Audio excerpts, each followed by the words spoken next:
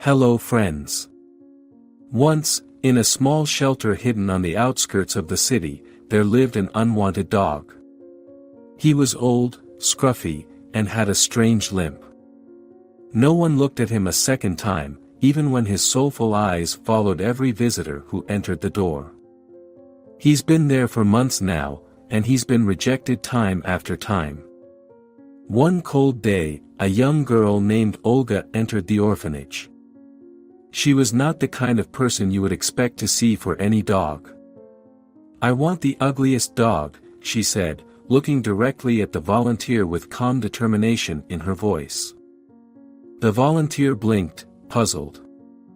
"We have puppies that are young and playful. Surely one of them would be better suited." But Olga shook her head. "No, I want the one that everyone refused."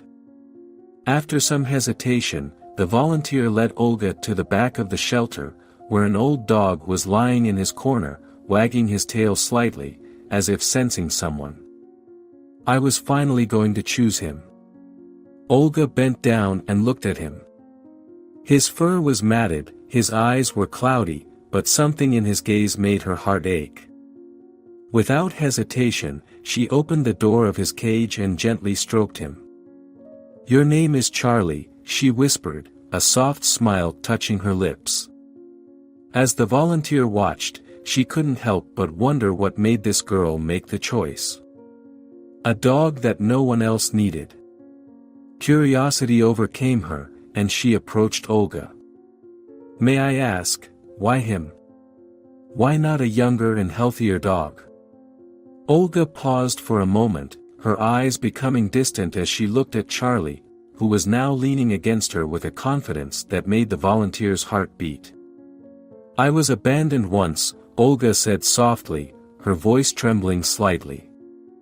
"When I was 3 years old, my mother left me in an orphanage. She never came back. I've always wondered why. What was wrong with me? I grew up thinking that maybe I wasn't worthy of love, that I wasn't enough for anyone." The volunteer's eyes filled with tears, and Olga continued, "But when I grew up, I promised myself that I would never leave anyone. Not like that. I'm studying to be a veterinarian because I want to help those who are forgotten, those who all give up.